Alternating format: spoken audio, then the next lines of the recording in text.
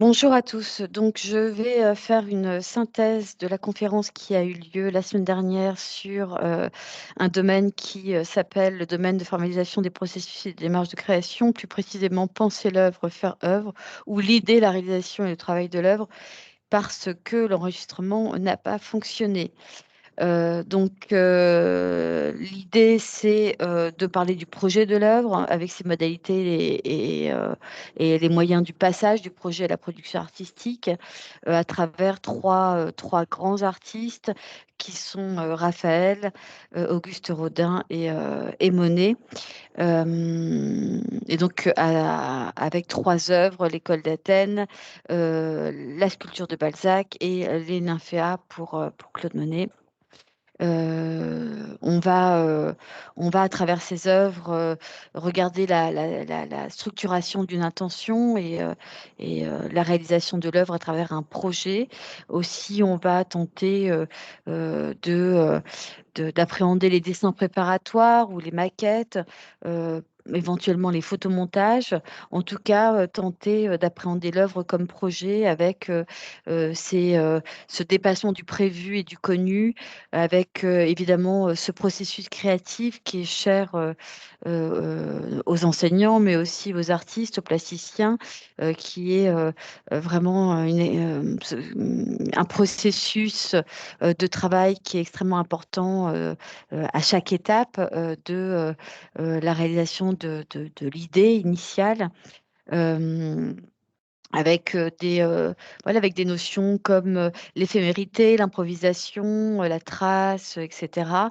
euh, et, euh, et tenter également d'approcher le devenir du projet artistique dans sa forme, par exemple, d'inachèvement, de transformation, de réemploi, d'accident, d'altération, etc.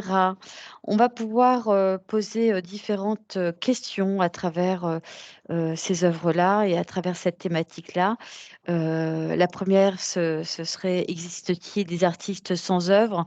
Alors, je vous invite évidemment à travers ces questionnements à réfléchir à votre propre pratique artistique et aussi à faire des liens avec d'autres artistes. Euh, Celle-là, je vous la verbalise pas puisque c'est pas tout à fait. Alors même si elle est intéressante, hein, ce questionnement est intéressant, mais peut-être un petit peu éloigné des trois artistes que l'on va voir aujourd'hui. Autre questionnement, en quoi le monde peut-il être vu comme l'atelier de certains artistes? Comment l'expérience artistique se matérialise-t-elle? Dans quelle mesure l'inachèvement, pardon, d'une œuvre est-il revendiqué dans une démarche artistique? En quoi le processus de création révèle-t-il une certaine, je vais m'effacer, expérience artistique? Le geste artistique est-il nécessairement destruction? Que reste-t-il du passé dans les pratiques contemporaines des artistes? Donc, on va commencer par une étude qui me paraît intéressante du milieu du XXe d'un sociologue, professeur, théoricien, qui s'appelait Graham Wallace, qui a théorisé, on pourrait dire ça comme ça, les quatre phases du processus créatif. Donc, avec une première phase qui est la recherche ou la préparation, donc la recherche de connaissances par le biais de documents iconographiques, textuels, cinématographiques, etc. La deuxième phase, l'incubation, hein, on absorbe toutes ces informations, quelles qu'elles soient.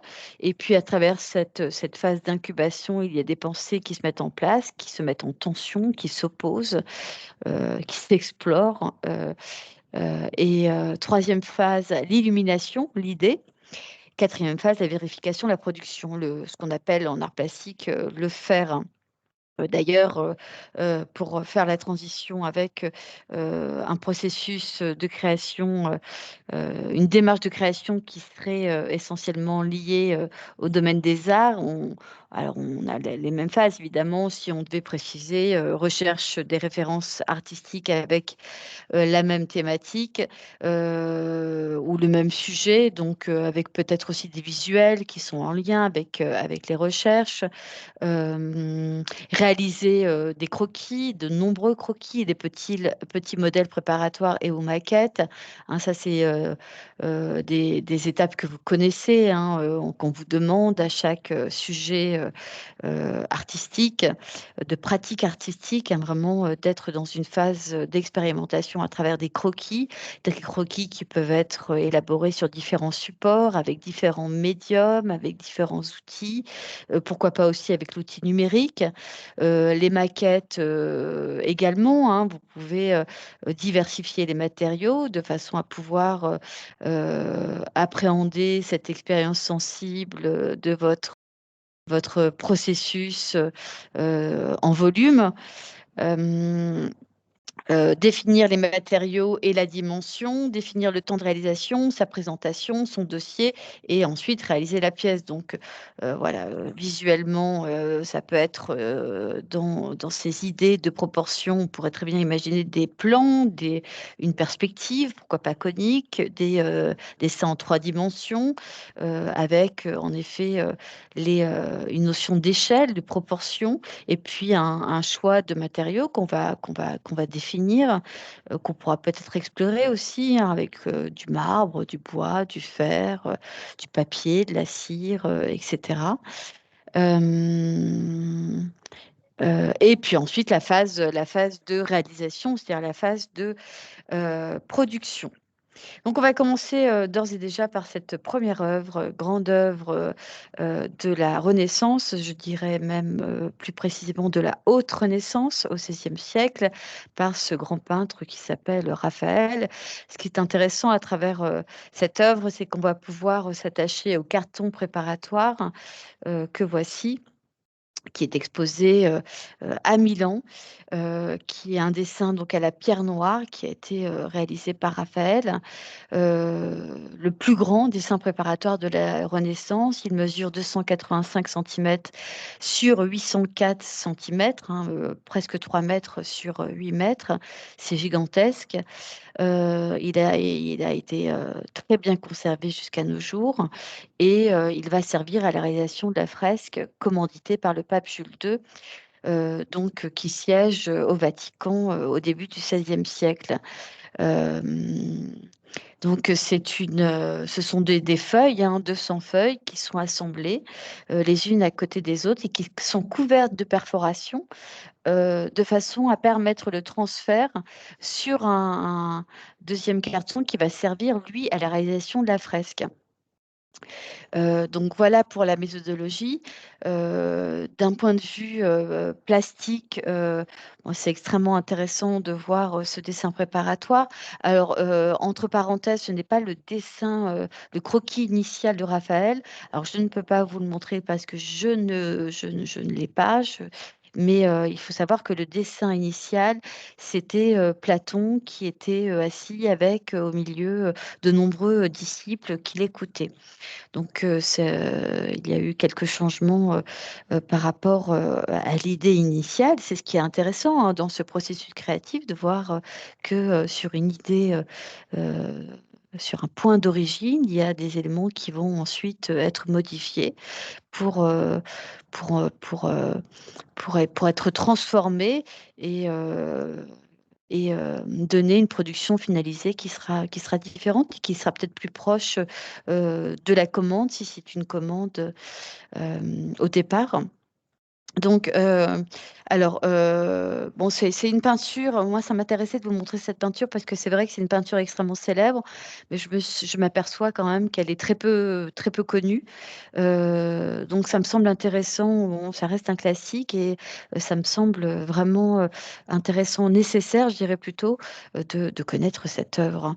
Donc, vous voyez, je vous ai mis un agrandissement, hein, du centre de ce dessin préparatoire fait à la craie noire, qui représente donc Platon et Aristote. Platon qui est plus âgé que Aristote à droite, et puis donc on a Déjà, ce qu'on peut remarquer dans ces dessins préparatoires, outre la technicité que l'on connaît à Raphaël, hein, dans le dessin, on peut remarquer qu'il y a vraiment ce qui faisait office à la Renaissance, cette notion de beauté idéalisée, hein, dans la représentation des corps, dans l'étude des anatomies, dans les proportions des corps. Il y a quelque chose de cet ordre-là, de beauté idéalisée qui a été qui était un trait des sculptures, hein, de l'Antiquité, notamment, avec ses proportions presque parfaites. Donc là, on retrouve cette inspiration de l'Antiquité qui est connue de cette période de la Renaissance. On retrouve également ces drapés extrêmement bien réalisés, dans les vêtements de ces personnages qui sont représentés. On retrouve aussi ces effets de lumière avec ces contrastes importants qui vont inspirer d'ailleurs le Caravage, hein, peu après, hein, justement euh, dans ces peintures qui vont donner naissance à ce qu'on va appeler ensuite le clair-obscur, hein, avec ces contrastes très importants entre les couleurs très claires et les couleurs très sombres. Donc ça, c'est quelque chose tout de suite qu'on peut constater, qu'on peut analyser sans prendre énormément de temps. Il y a quelque chose aussi tout de suite dans ce dessin préparatoire qui nous frappe, c'est cette organisation très étudiée, cette organisation spatiale qui est vraiment très équilibrée entre les pleins et les vides. Il y a aussi, on le verra, là je vous la montre en couleur pour montrer cette symétrie, hein, qui est intéressante aussi dans cet équilibre entre les pleins et les vides. Il y a énormément de personnages puisqu'on en compte 58. On arrive à en reconnaître énormément. Alors, on ne va pas tous les énumérer, on va en énumérer quelques-uns aujourd'hui. Si cela vous intéresse, je vous invite, il y a de nombreuses études sur ce tableau à aller approfondir ce que l'on fait, ce que je vous propose moi aujourd'hui. Et ce qu'on peut remarquer aussi tout de suite, c'est cette illusion architecturale, hein, dans cette représentation avec une perspective conique. Aussi mise en exergue au tout début de la Renaissance par Brunelleschi, architecte de l'époque, avec cette méthodologie de l'illusion de la profondeur à travers des points de fuite et à travers une ligne d'horizon. C'est ce qu'on retrouve ici. Voilà, il y a vraiment ces, ces éléments-là qui sont tout de suite, qui apparaissent tout de suite dans ce tableau. On peut aussi se rappeler le traité della Pictura d'Alberti, donc aussi du début de la Renaissance, hein, cette idée de, de mettre en place des règles, une certaine codification qui va donner lieu à un académisme, hein, qui va perdurer pendant quelques siècles. Donc, pour avoir dans ces représentations picturales une véritable harmonie, un véritable équilibre, on retrouve cette méthodologie respectée chez Raphaël.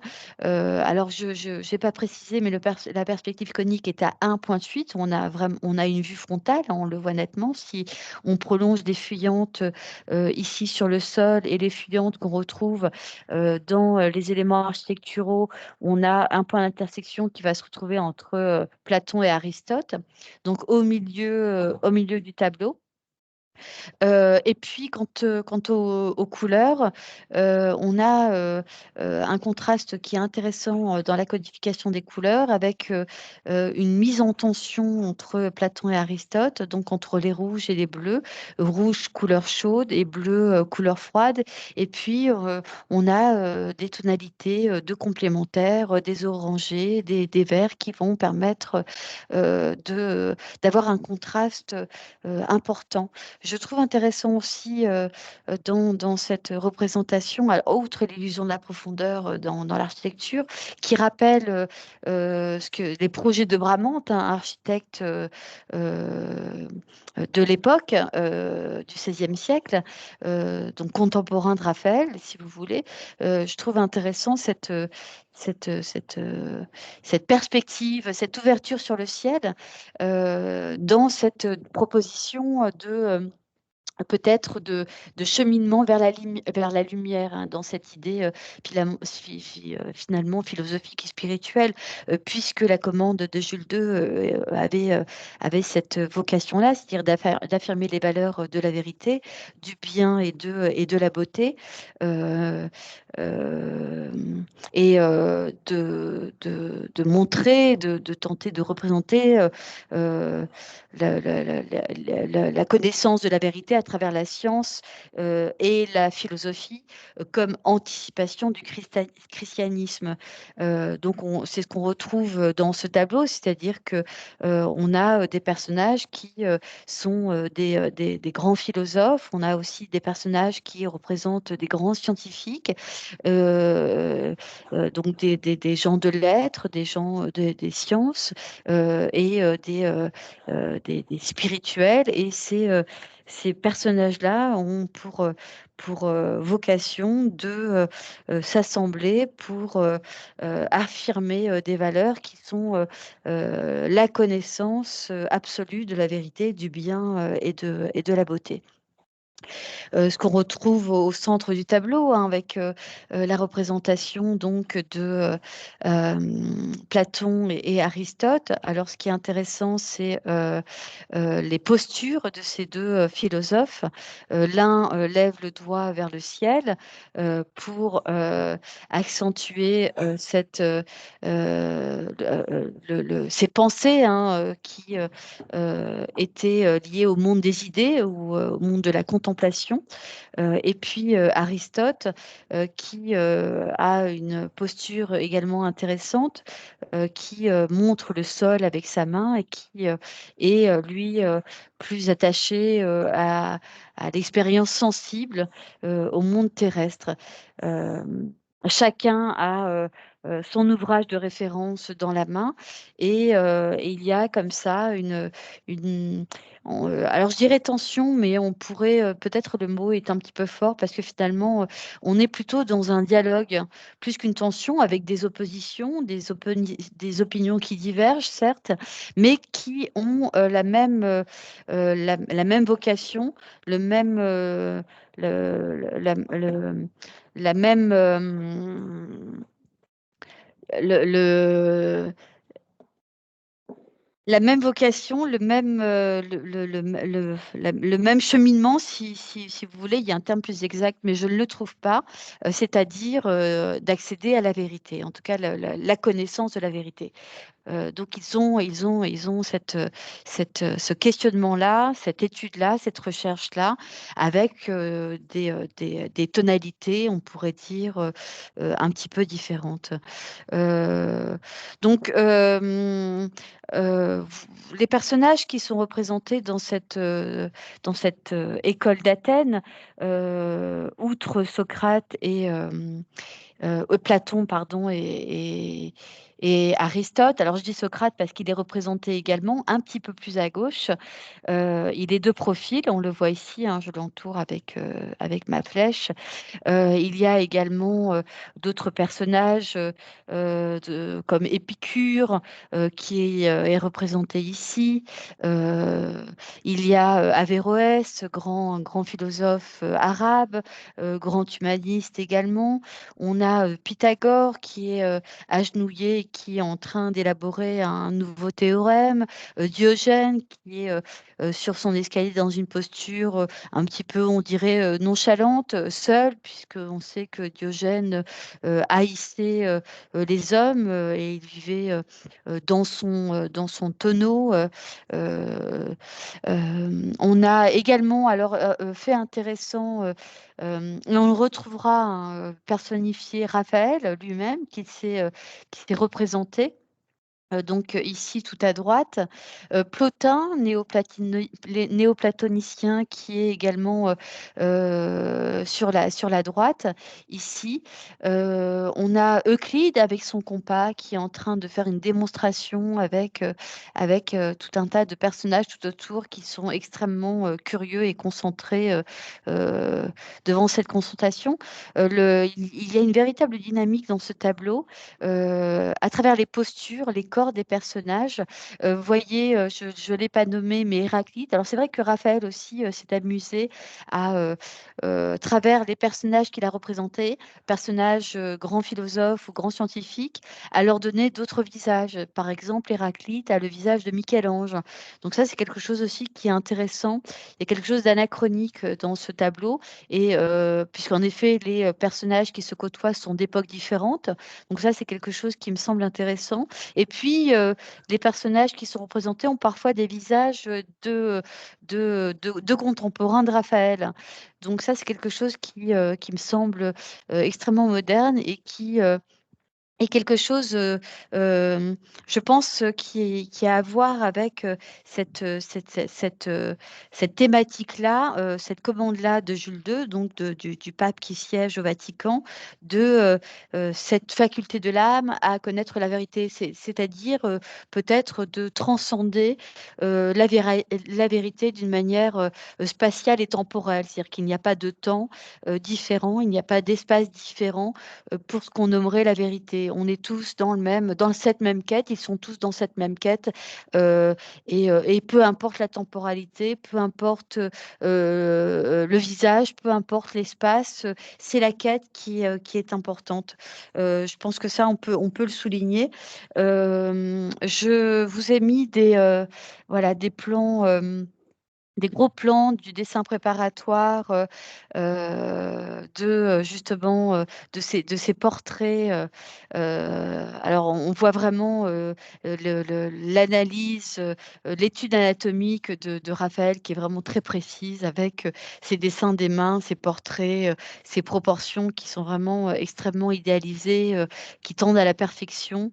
Il y a quelque chose aussi de l'ordre du dialogue dans cette école d'Athènes, hein. On ressent bien que dans le mouvement des corps, dans ces postures des corps, on a le sentiment qu'il y a un véritable dialogue dans cette quête de la vérité. On les sent en conversation, véritablement. C'est-à-dire que, et dans leur démonstration, euh, parfois dans la posture démonstrative et parfois aussi dans le verbe, on a vraiment le sentiment presque de les entendre. Donc ça, c'est quelque chose qui est intéressant dans cette œuvre-là, hein. Il y a un véritable déplacement, il y a un mouvement qui opère grâce à ces mouvements des corps, hein, et ces postures des corps. Vous voyez, on le retrouve ici, hein, Pythagore qui est devant son théorème.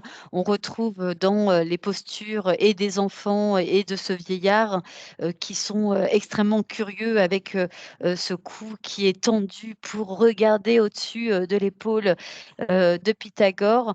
On ressent bien cette idée de dynamisme et de recherche dynamique, hein, c'est vraiment le terme de recherche dynamique dans les corps, hein, dans les postures des corps, de cette vérité transversale, puisque finalement, voilà, tout le monde est, que l'on soit philosophe, que l'on soit scientifique, finalement, la quête est la même, hein.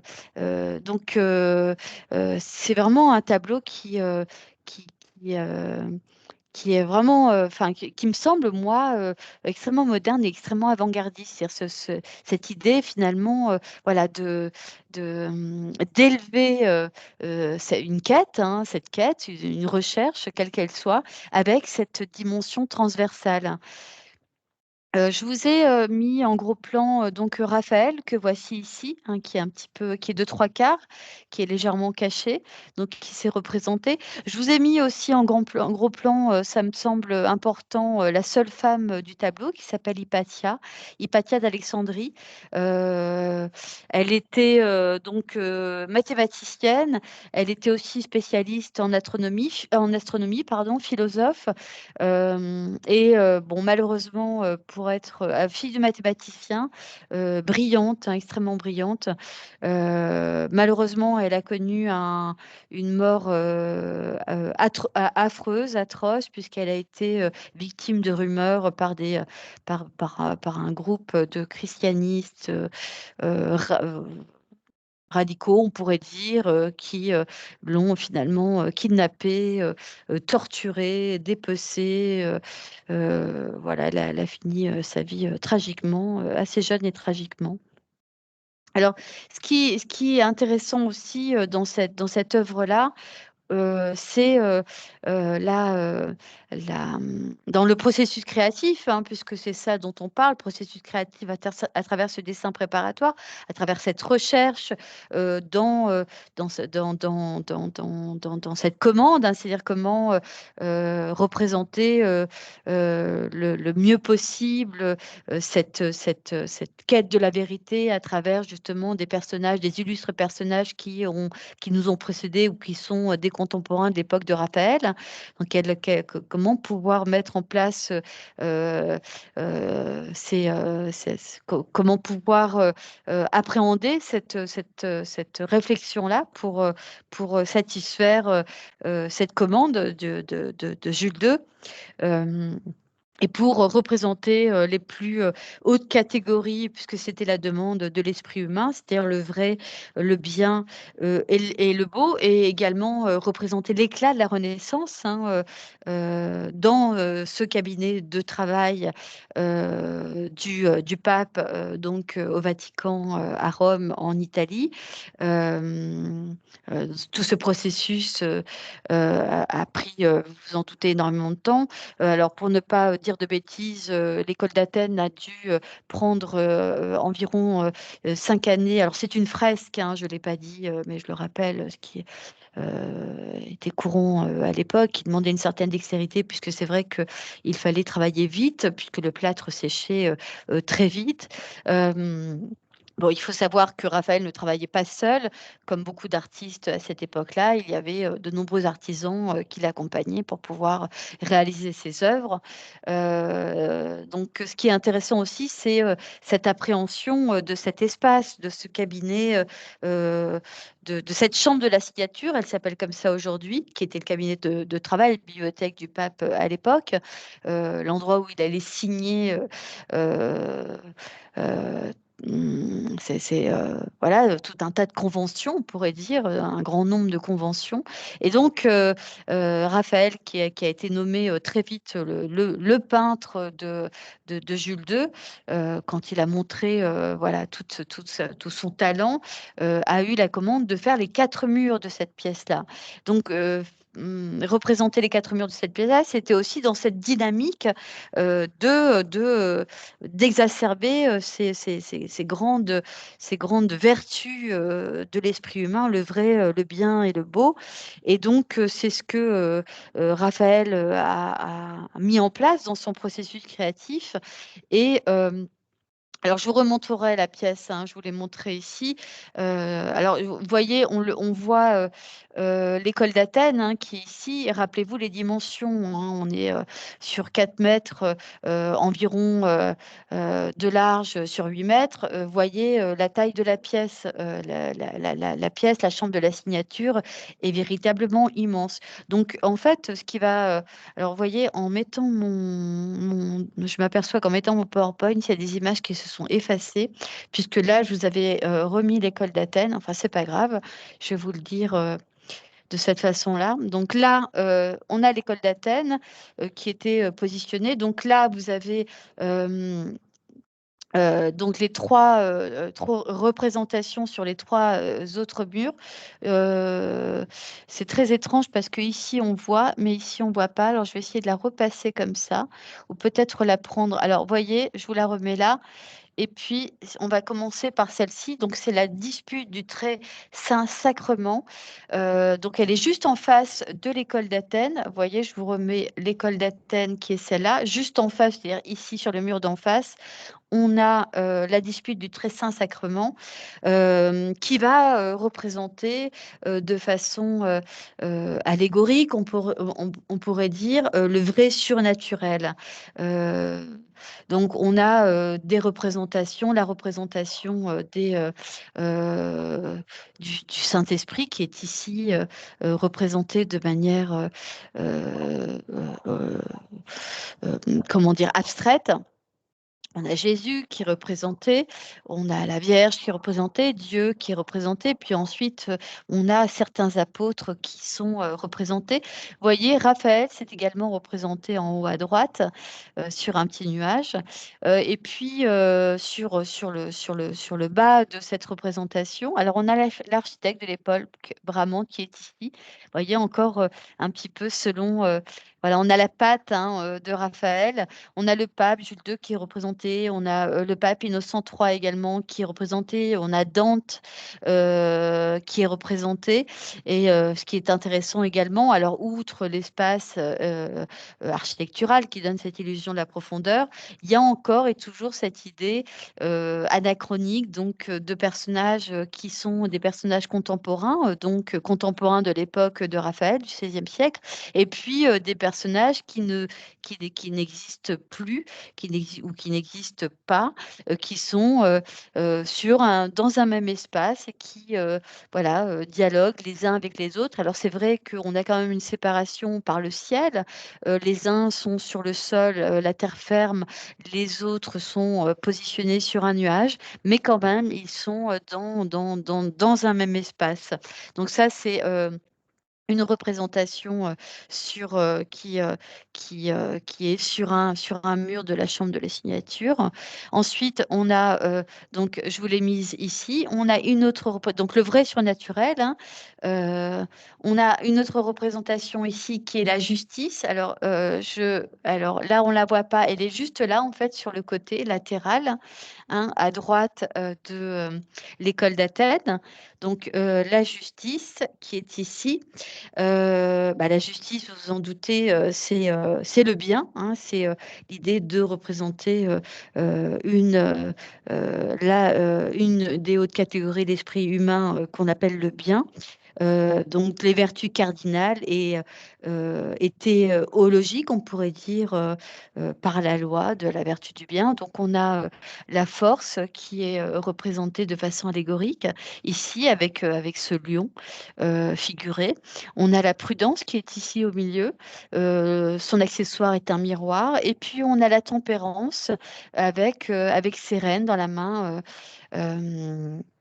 Alors, ce qui est intéressant, c'est ces trois vertus qui sont représentées de façon allégorique.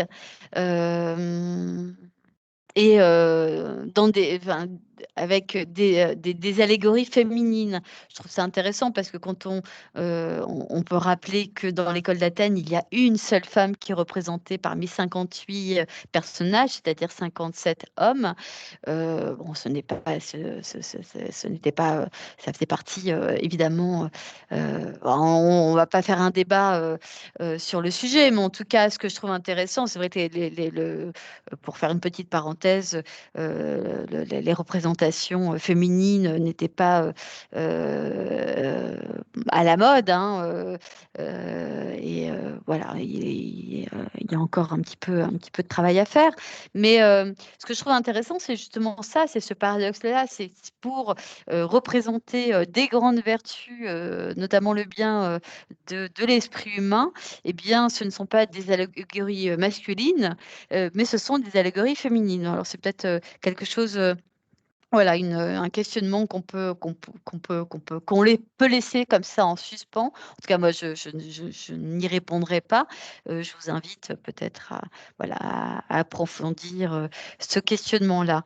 Et puis, le beau, hein, on a parlé du beau, du vrai surnaturel, par la dispute du très grand, très saint sacrement. On a parlé du bien par les vertus cardinales, ce que l'on vient de voir, avec ces allégories féminines, et puis le beau, avec une représentation d'Apollon que voici sur le mont Parnasse. Donc Apollon qui vivait en Grèce sur le mont Parnasse, qui joue de la lyre, donc dieu de la beauté, des arts, du chant, etc., entouré de ses muses.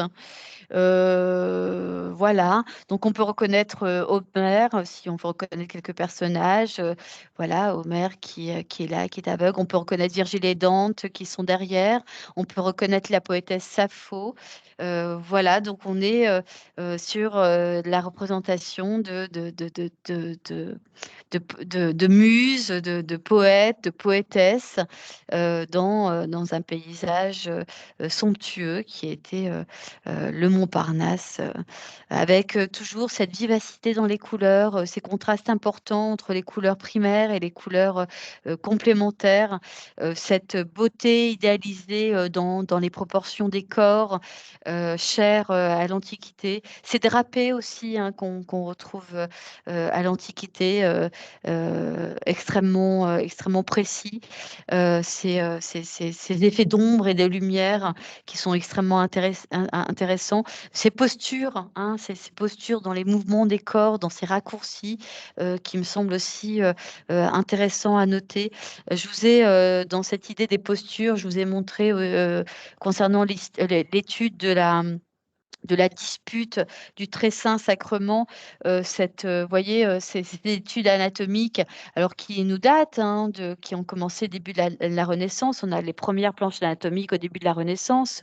Léonard de Vinci commence à faire ses premières études anatomiques en allant dans un premier temps en cachette dans les morgues pour disséquer les corps, pour les dessiner, pour regarder comment on est fait véritablement, puisque toute l'époque moyenâgeuse interdisait ces procédures, hein, c'était complètement prohibé. Donc, voyez, voyez les mouvements, voyez les raccourcis, enfin, il y a quelque chose de vraiment d'extrêmement étudié, d'extrêmement précis. Et dans les ombres, on est voilà, dans des proportions idéalisées, dans une beauté idéalisée. On peut pas le nommer autrement. Même chose sur ce dessin préparatoire ici, voyez, avec ce drapé, euh, ce, c'est le Christ, hein, le dessin préparatoire du Christ qui est, voilà, qui est très comme suspendu avec ce vêtement qui semble aérien dans ce drapé euh, extrêmement bien réalisé, extrêmement précis. Ce qu'on peut noter aussi, c'est que alors dans cette idée hein, de chambre de la signature, cette immersion qui nous est très chère au XXe siècle, notamment avec ces nouveaux, ces, euh, ces nouvelles formes de représentation dans ce qu'on appelle les installations, les performances, avec cette idée de prendre en compte hein, le spectateur et parfois de le mettre en immersion dans un espace pour qu'il soit complètement absorbé par l'œuvre et que tous ses sens soient mis en exergue. Bon, on voit clairement que c'est quelque chose qui était déjà appréhender, alors peut-être de façon plus inconsciente, peut-être de façon moins, c'était moins théorisé, peut-être. Mais en tout cas, c'est quelque chose qu'on ressent fortement quand on appréhende cet espace-là, cette chambre de la signature, puisque c'est peint des sols au plafond. Et voyez, le plafond, on a la voûte qui est divisée en 4 sections qui sont dédiées également aux allégories féminines. La philosophie, je ne vais pas rappeler, hein, concernant cette allégorie où je vous ai parlé du vrai surnaturel, du vrai, du bien et du beau. euh, Concernant le vrai surnaturel, on a le vrai rationnel qui est la philosophie, hein, l'école d'Athènes qui a été représentée par l'école d'Athènes. Donc sur ces 4 médaillons, on a à nouveau la philosophie. Pour ça, je rebondis parce que je vous ai pas parlé de ce vrai rationnel, la théologie, le vrai surnaturel, la poésie, le beau et la justice, le bien. Et ces médaillons vont, voyez, amener ces différentes représentations sur les murs latéraux. On voit bien ici ce médaillon qui représente la justice Donc c'est quelque chose qui, voilà, c'est un espace qui est complètement appréhendé, sur tous ces murs. On a aussi, ces éléments, vous voyez, ces peintures dans ces médaillons, rectangulaires, qui vont rappeler,